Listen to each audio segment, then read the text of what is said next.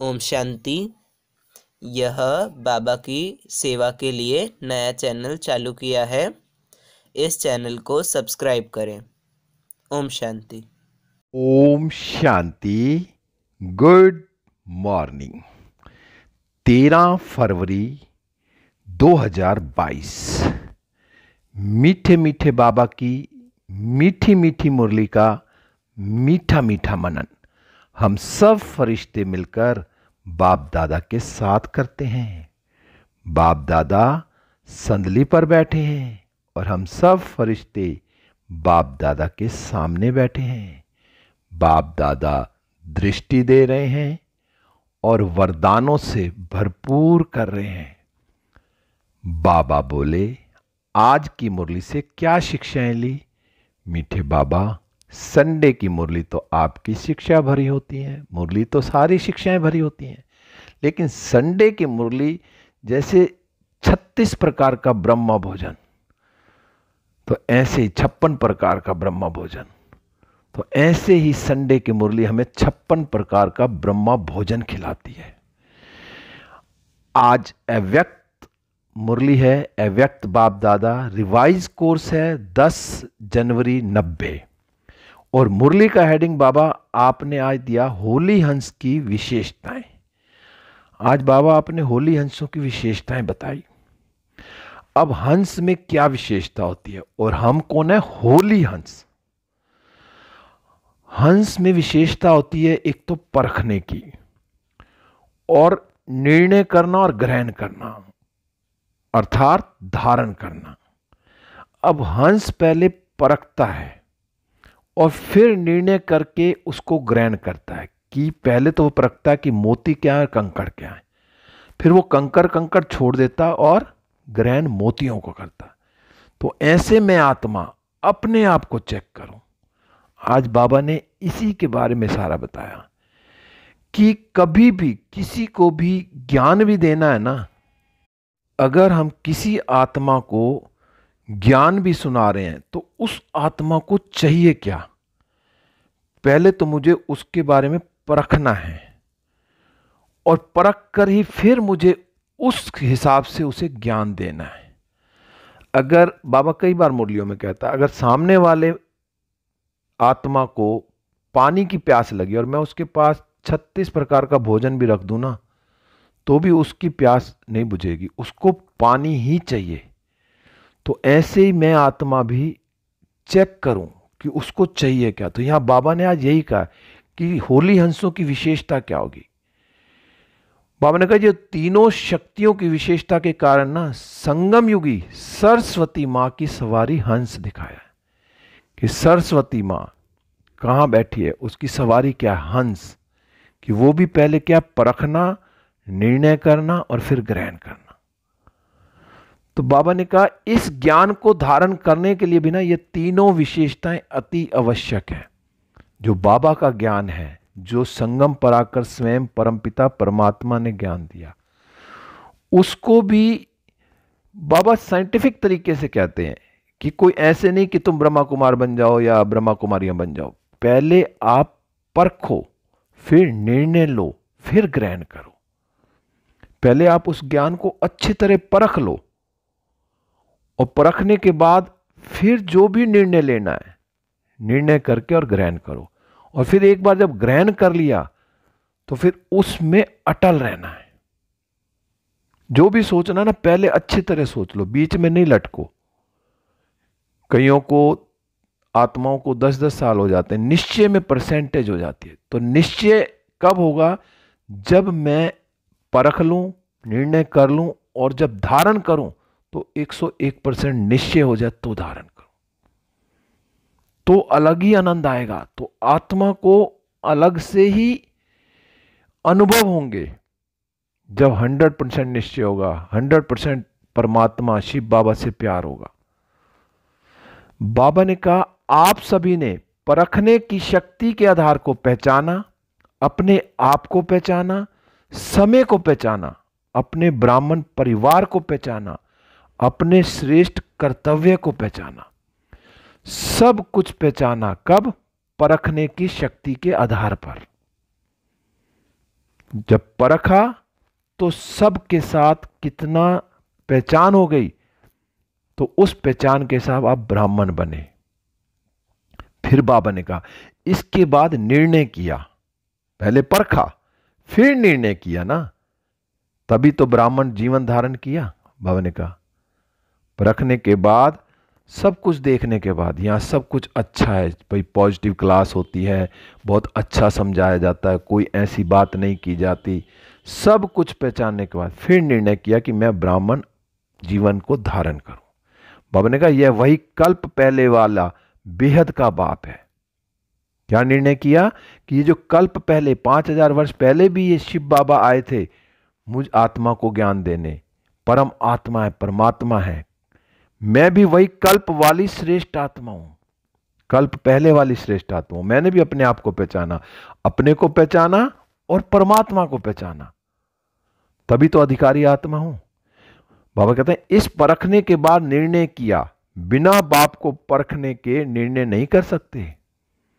जब हमने निर्णय किया कि सही में ये परमात्मा है और मैं आत्मा हूं, उसको अच्छे से पहचान लिया, तो निर्णय किया कि मैं ब्राह्मण जीवन को धारण करूंगी। बाबा ने कहा जो पवित्रता रूपी मोती और अपवित्रता रूपी कंकड़ दोनों को अलग नहीं समझते, तो पवित्रता को ग्रहण करने की शक्ति नहीं आ सकती। अब मैं आत्मा चेक करूं कि मुझे ये मालूम है सूक्ष्म में भी कि पवित्रता क्या है और अपवित्रता क्या है। जब मुझे कंकर और मोती में फर्क नजर आएगा तभी तो मैं मोती मोती चुनूंगी। पहले जब मुझे वो फर्क ही नजर नहीं आएगा तो मैं फिर मोती क्या चुनूंगी, मोती के बदले कंकर भी चुन सकती हूं। तो मुझ आत्मा को पवित्रता और अपवित्रता के बारे में सारा क्लियर किया बाबा ने कि सूक्ष्म में भी। दादी जानकी तो क्या कहती थी, जोर से हंसना भी अपवित्रता है, जोर से बोलना भी अपवित्रता है, हमारा खान पान कैसा है, हर चीज को देखना है। जब हमने ये सारी चीज देखी कि पवित्रता क्या है, अपवित्रता क्या है, ये जो कंकर और मोती की पहचान हुई, तभी तो हमने पवित्रता को ग्रहण किया। और अगर नहीं पहचान हुई तो हम पवित्रता को ग्रहण करने की शक्ति आ ही नहीं सकती। जब मुझे पता ही नहीं है कि पवित्रता क्या है, पवित्रता क्या है, तो फिर मैं पवित्रता की शक्ति को कैसे धारण करूं। तो सबसे पहले तो बाबा ने पहचान दी ना, उस पहचान के आधार पर तो हम पवित्र आत्मा बने। फिर बाबा ने कहा जिस आत्मा को जो सहयोग व विधि उस समय चाहिए वो ना देकर व ना परखने के कारण अपने ढंग से उसको सहयोग देते हो वह विधि अपनाते हो, इसलिए संतुष्टता की सफलता नहीं होती। वही बाबा ने सेवा के लिए यहाँ कहा कि कौन सी आत्मा को, मान लो जो भी आत्मा आई उसको उस समय शांति की किरणें चाहिए, शांति के वाइब्रेशन से आई, उसका उमंग उत्साह जिस तरफ है। जैसे मान लो कोई बच्चा होता है, अब माँ बाप कहते हैं डॉक्टर बन, और बच्चे का मन है मुझे जज बनना है या जो है इंजीनियर बनना है। अगर माँ बाप ने सोचा कि इस बच्चे का इंटरेस्ट इधर है तो उसको उस पढ़ाई में लगाएंगे तो वो अच्छे मार्क से पास होगा और अच्छे इंटरेस्ट से पढ़ेगा। तो यहां भी जो सामने आत्मा है उस समय उसको किस चीज की जरूरत है, अगर मैं उसको परख लूं और उस विधि से उसको वो ज्ञान दूं, वो बातें समझाऊं, तो वो इंटरेस्टेड होगी आत्मा और वो उसको समझेगी और उसके अंदर उत्साह भी बढ़ेगा। तो मुझे पहले सामने वाली आत्मा को अच्छी तरह परखना है, जब भी वो संतुष्ट होगी। नहीं अगर परखेंगे तो वो संतुष्ट नहीं होगी। बाबा कहते हैं साधारण शब्दों में बाप दादा कहते हैं कि हर एक की नब्ज को देखो। कहते हैं ना, डॉक्टर भी क्या करता है, डॉक्टर के पास जाएगा मरीज, नब्ज देखेगा। अगर डॉक्टर अच्छा होगा तो नब्ज देखते ही बता देगा। पहले पुराने जमाने में हकीम होते थे ना, नब्ज देख के ही बता देते थे और उस हिसाब से दवाई दे देते थे। अगर डॉक्टर को नब्ज देखनी नहीं आती तो वो दवाई उल्टी सीधी देगा और बीमारी ज्यादा लग जाएगी और फिर उस आत्मा का उस डॉक्टर से विश्वास भी हट जाएगा। तो बाबा ने कहा नब्ज देख के, मतलब मोटे शब्दों में बाबा कहते हैं कि नब्ज देखकर ही दवाई देनी है।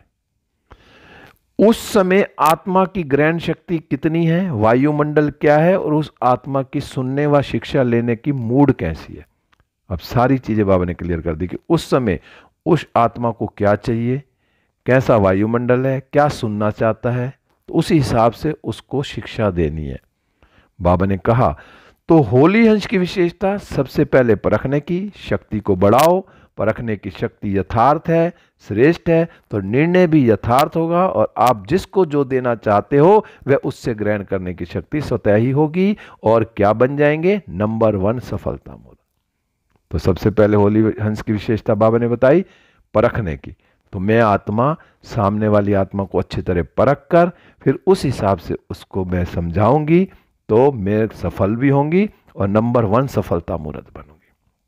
फिर बाबा ने कहा तो सारा दिन में यह चेक करो। अब करना क्या है, सारा दिन मुझ आत्मा को अपने अंदर चेक करना कि सारे दिन की दिनचर्या में परखने की शक्ति कहाँ तक यथार्थ हुई और कहाँ करेक्शन एडिशन करने की आवश्यकता है कि मुझ आत्मा में मैंने कहाँ तक परखने की शक्ति को अपने अंदर धारण किया और कहाँ कहाँ मेरे से भूल हुई है, तो मुझे करेक्शन भी करना है वहाँ पे और एडिशन भी करना।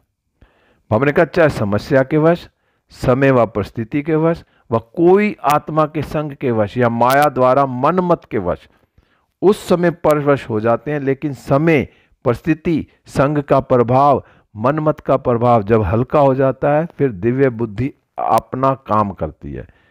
पहले तो देख लिया एडिशन, अपने आप परखने की शक्ति बढ़ गई तो एडिशन भी कर लिया। फिर बाबा ने कहा कई बार क्या होता है, परिस्थिति, समय, माया द्वारा, मनमत द्वारा कितनी गड़बड़ हो जाती है। बाबा ने कहा तो मनमत का प्रभाव जब हल्का हो जाता है ना, फिर क्या, दिव्य बुद्धि अपना काम करती है। पहले तो जल्दबाजी में क्या क्या कर देते हैं, सब कुछ गड़बड़ हो जाती है। फिर जब उसको सोचते हैं ना, थोड़ी देर बैठते हैं, तब बुद्धि काम करती है, जिसको आप लोग कहते हो जोश से होश में आ गए। जोश जोश में तो कितना उल्टा सीधा काम हो जाता है, लेकिन जब होश आता है तो जब समझते हैं कि यार ये तो गलत हो गया, ऐसे नहीं करना चाहिए, ऐसे, तो हम पहले ही क्यों ना, वो ऐसा टाइम ही ना आए उससे पहले हम पहले अपने आप को परखने की शक्ति को बढ़ाना है। जब परखने की शक्ति होगी ना तो ये दिक्कतें आएंगी नहीं। तो फिर बाबा ने कहा महसूस होता है कि ये करेक्शन व एडिशन होने चाहिए थी, वह करनी चाहिए थी, लेकिन रजिस्टर में तो बाबा ने कहा ना कर्मों के हिसाब की किताब में तो दाग नहीं है, लेकिन बिंदी तो पड़ गई ना। अब दाग तो नहीं लगा लेकिन कहीं ना कहीं छोटी सी बिंदी तो पड़ेगी ना, गड़बड़ तो हो गई ना। और सफेद पेपर पे अगर बिंदी भी डाल दो तो किसी से पूछो ना इस पे क्या नजर आ रहा, तो वो पूरा सफेद पेपर नहीं बोलेगा सफेद पेपर, वो क्या कहेगा इसके अंदर बिंदी नजर आ रही है, तो बिल्कुल साफ तो नहीं रहा ना वो। तो इसलिए कहा जाता है कर्मों की लीला अति गुहा है। तो बाबा ने कर्मों की गति भी बहुत गुहा बताई। बाबा ने कहा दुनिया वाले तो हर कर्म में, हर कदम में कर्मों को ही कूटते रहते हैं। दुनिया वाले क्या कहते हैं, भाई कर्म ही ऐसे किए हैं, कर्म ऐसे करें, वो कूटते रहते हैं। लेकिन बाबा ने कहा आप क्या कहेंगे, बाबा के बने, ब्राह्मण बने तो हम क्या कहते हैं, वह मेरे श्रेष्ठ कर्म।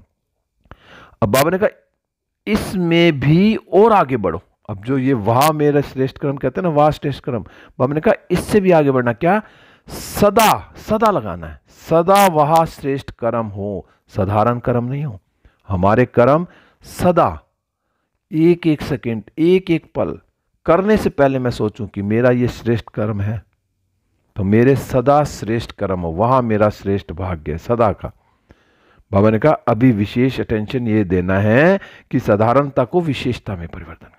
अब साधारणता अभी को खत्म, बाबा ने कहा अब क्या विशेष अटेंशन देना है, कि मुझे विशेष अटेंशन देना है कि मैं सदा के लिए वह श्रेष्ठ भाग्य है मेरा, वह मेरा श्रेष्ठ भाग्य है, वह मेरा बाबा, सदा के लिए। बाबा ने कहा कोई कोई बच्चे धमाल की भी कमाल करते हैं ना, होती धमाल है लेकिन कहते हैं यह तो हमारी कमाल है, इसलिए बाप दादा कहते हैं परखने की शक्ति को बढ़ाओ। फिर बाबा ने कहा सबसे ज्यादा जब हमें परखने की शक्ति होगी तो सारे काम ठीक हो जाएंगे। जब परख लिया तो निर्णय भी ठीक लेंगे हम और फिर वो कर्मों में भी ठीक होगा। तो बाबा ने कहा कमाल करनी है लेकिन धमाल करके कमाल नहीं करनी है। बाबा ने कहा अपने कर्मों की परख कर सकेंगे ना तो और दूसरों के कर्मों को भी यथार्थ परख सकेंगे, उल्टे का सुलटा नहीं करेंगे, उल्टा सीधा नहीं करेंगे, जो होगा सही होगा। बाबा ने कहा, फिर बाबा ने कहा कि सदा एक बात याद रखो, सबके लिए कह रहे हैं बाबा। बाबा क्या कह रहे हैं, एक बात याद रखो और सबके लिए क्या करें। बाबा ने कहा कभी भी कोई ऐसा व्यर्थ व साधारण कर्म करते हो ना और अपने आप को पहचान नहीं सकते हो तो ये राइट है या रॉन्ग है, तो क्या करना चाहिए। तो बाबा ने कहा तो जब ऐसी परिस्थिति आती है ना, वशीभूत हो जाते हो, तो उस समय ऐसी परिस्थिति में सिद्धि को प्राप्त करने की श्रेष्ठ विधि क्या है? कि अगर मेरे से चलो मैं उस चीज को समझ नहीं पा रहा हूं, कोई भी बात हो जाती है और वशीभूत हो जाता है, उस समय बाबा ने कहा ऐसे में क्या विधि अपनाएं? तो बाबा ने बताया कि एक बाप दादा की श्रेष्ठ मत याद रखो कि जिन्हों को बाप ने निमित्त बनाया है ना, वह निमित्त आत्माएं जो डायरेक्शन देती है ना, उनको महत्व देना चाहिए। बाबा कई बार मुरली में कहता है ना, कहां बच्चा बनना, कहां मालिक बनना। मालिक बन के बात को रख दो, लेकिन फिर संगठन में जो बड़े हैं जो भी कह रहे हैं, बच्चा बन के उसको स्वीकार कर लो। जब हम ऐसा करेंगे ना तो हम सदा हम बच जाएंगे। बाबा ने आगे कहा है कि बच्चे, जब तुम्हें फिर बाबा ने उनको निमित्त बनाया, अगर वो कोई गलत भी होता है तो उसको भगवान सीधा कर देगा। ब्रह्मा बाबा के लिए कहा, शिव बाबा ने, ब्रह्मा बाबा ने जो कहा तुमने कर दिया, अगर कोई उल्टा होगा ना उसको भी मैं सीधा कर दूंगा, कोई गलत होगा तो उसको भी राइट कर दूंगा मैं। इतनी अथॉरिटी बाबा ने दी थी। बाबा ने कहा निमित्त बनी हुई श्रेष्ठ आत्माओं द्वारा जो शिक्षा व डायरेक्शन मिलती है उसको उस समय महत्व देने से अगर कोई बुरी बात होगी ना तो भी वो जिम्मेदार नहीं होंगे, हम नहीं होंगे। जब हमने निमित्त आत्मा को बता दिया तो उसके बाद आपका काम ठीक हो जाएगा। तो बाबा बैठा है ना, पाप को भी बदल देगा। वो कह रहा है कोई पाप कर्म होगा और उन्होंने निमित्त आत्मा ने कहा ठीक है, तो वो बदल देगा बाबा। तो बाबा ने कहा निमित्त बनी हुई आत्माओं के लिए कुछ भी कहना, अर्थात बाप के लिए कहना। अब मुझे निमित्त आत्माओं के लिए कुछ नहीं कहना, भी इन्होंने गलत क्यों किया या ऐसे क्यों किया, ऐसे नहीं किया, कुछ नहीं।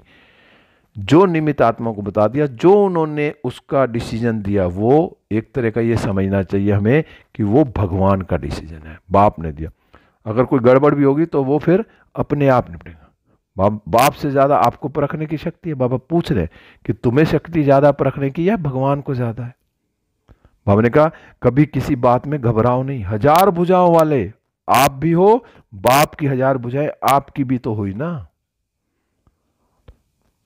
तो कौन से हमारे साथ कौन है? 1000 भुजाओं वाला शिव बाबा। तो फिर वो भुजाएं भी तो मेरी होगी ना।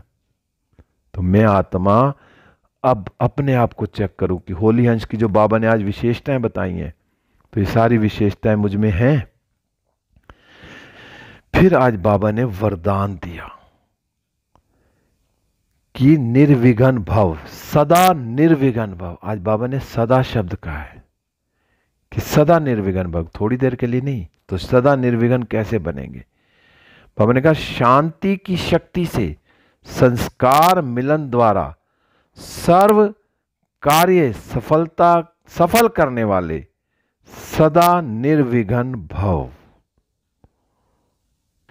बाबा ने कहा सदा निर्विघ्न कौन रह सकता है? सदा निर्विघ्न वही आत्मा रहेगी जो सी फादर फॉलो फादर करती है कि मुझे एक शिव बाबा को ही देखना है, शिव बाबा की याद में रहना है और ब्रह्मा बाबा को फॉलो करना है। बाबा ने कहा सी सिस्टर सी ब्रदर करने से ही हलचल होती है। अगर मैं भाई बहनों को देखूंगी तो उसमें हलचल होगी। इसलिए बाबा क्या कहते हैं, अब बाप को ही फॉलो करते हुए बाप समान संस्कार बनाओ। ब्रह्मा बाबा को फॉलो करना है। जैसे ब्रह्मा बाबा के संस्कार क्या थे कि ब्रह्मा बाबा अपने आप को क्या समझते थे? 90 साल के होने के बाद भी क्या कहा कि मैं तो छोटा सा बच्चा हूं, मिचनू बनूंगा। तो उस समय भी वो छोटे बच्चे की तरह चलते थे। कईयों ने देखा, अनुभव किया कि ब्रह्मा बाबा कमरे में हैं और वो छोटे बच्चे की तरह चल रहे हैं। दादियों ने देखा तो वो पूछते थे बाबा क्या कर रहे हो? मैं छोटा बच्चा जाके बनूंगा, श्री कृष्ण बनूंगा। तो बाबा ने कहा जो ब्रह्मा बाप के संस्कार थे तो उनको मुझे फॉलो करना है और याद एक शिव बाबा को करना है। तो जो संस्कार मिलन की रास करते हुए सदा निर्विघ्न रहेंगे, तो मैं आत्मा संस्कार मिलन की रास कर रही हूं। अब ब्राह्मण परिवार में भी रहकर कि जो बड़ों ने कहा ठीक, हाँ जी, तो मैं हर एक के साथ संस्कार मिला रही हूं, लेकिन श्रीमत पर। ये बार बार बाबा कहते हैं कि जो कार्य करना श्रीमत के साथ। बाबा ने कहा शांति की शक्ति से अथवा शांत रहने से कितना भी बड़ा विघ्न सहज समाप्त हो जाता है। अगर कोई विघ्न है, कोई परिस्थिति है, उस समय सिर्फ शांत स्वरूप मैं आत्मा शांत हूं और शिव बाबा की शांति की किरणें मुझ पर भी आ रही हैं और सामने किसी भी आत्मा के साथ कोई है, अगर कोई मतभेद है या कोई भी परिस्थिति ऐसी है तो उस पर भी शांति की किरणें जा रही है। अगर यही एक अभ्यास करेंगे ना तो बड़े से बड़ा विघ्न भी समाप्त हो जाएगा, सहज समाप्त हो जाएगा, बाबा ने कहा। और बाबा ने कहा और सर्व कार्य स्वतः संपन्न हो जाते हैं। जो भी कार्य है वो सारे अपने आप संपन्न हो जाएंगे। ये प्रैक्टिकल अनुभव कई बार हुआ है कि बहुत बड़ी से बड़ी परिस्थिति आई, लेकिन बाबा की याद में रह के शांति से उस कार्य को करते हुए तो वो विघ्न खत्म हो जाता है। फिर आज बाबा ने स्लोगन में बताया कि त्रिकालदर्शी वह हैं जो किसी भी बात को एक काल की दृष्टि से नहीं देखते, हर बात में कल्याण समझते हैं। बाबा ने हमें तीनों काल की नॉलेज दे दी है, आदि मध्य अंत की। और बाबा ने यह भी कहा कि ड्रामा का हर सीन एक्यूरेट है। अब जब एक्यूरेट है तो उसमें गलती कहां निकालेंगे? तो हर चीज में कल्याण ही कल्याण है, हर चीज में कल्याण है। अगर आज मुझे आत्मा को लग रहा है यहाँ कुछ गड़बड़ होने वाली है, थोड़े दिन बाद लगेगा कि वो जो सीन हुआ था ना वो कल्याण था उसमें। तो जब बाबा ने हमें तीनों काल दिखा दिए, आदि मध्य अंत का राज सब बता दिया, जब तीनों कालों को साफ देख रहे हैं और उनको देखना भी है तो फिर उसमें हर बात में कल्याण ही कल्याण है। क्योंकि मैं कल्प पहले वाली आत्मा हूं, कल्प पहले भी मैं कहाँ सतयुग में पहुंची थी, आज भी बाबा आए हैं, कल्प पहले भी भगवान मुझे लेने आए थे, आज भी फिर लेने आए। तो मैं आत्मा हमेशा ये अपने आप को चेक करूं कि हर सीन में कल्याण समझूं। कैसी भी परिस्थिति हो, कुछ भी हो, भगवान मेरे साथ है, मैं भगवान की छत्र छाया में हूं, मेरा अकल्याण हो ही नहीं सकता। तो आज मैं आत्मा अपने आप को चेक करूं कि मेरे अंदर जो ये होली हंस, बाबा ने कहा होली हंस की विशेषताएं बताई, तो क्या ये तीनों विशेषताएं मेरे में हैं कि मैं सबसे पहले परखने की शक्ति, फिर निर्णय लेने की शक्ति और फिर ग्रहण करने की शक्ति। जब ये तीनों चीजें आएंगी तो हर कार्य सिद्ध हो जाएगा। ओम शांति। अब हम सब फरिश्ते उड़ चले विश्व ग्लोब पर। बाप दादा की किरणें मुझ पर आ रही हैं और मुझसे सारे विश्व की आत्माओं पर जा रही हैं। सारे विश्व की आत्माएं सतो प्रधान होती जा रही हैं। मैं फरिश्ता बाबा के साथ सारे विश्व में 800 करोड़ आत्माओं पर सुख, शांति, आनंद, प्रेम और पवित्रता की किरणें फैलाते हुए पशु, पक्षी, जीव जंतु, पेड़ पौधे, सारे ग्रह, सारे महाद्वीपों पर किरणें जा रही हैं और सब सतो प्रधान होते जा रही हैं, सब सुखी।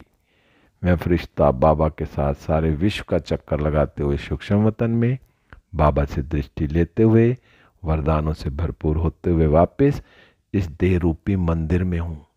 ये मंदिर की भाई बहुत सफाई रखनी है। बाबा की किरणें मुझ पर आ रही हैं और मुझसे सारे मंदिर में फैल रही है। सारा मंदिर सतो प्रधान होता जा रहा है। चारों तरफ बाबा की किरणें फैल रही हैं। हर आत्मा सुख, शांति, आनंद, प्रेम से भरपूर हो रही है। ओम शांति, ओम शांति।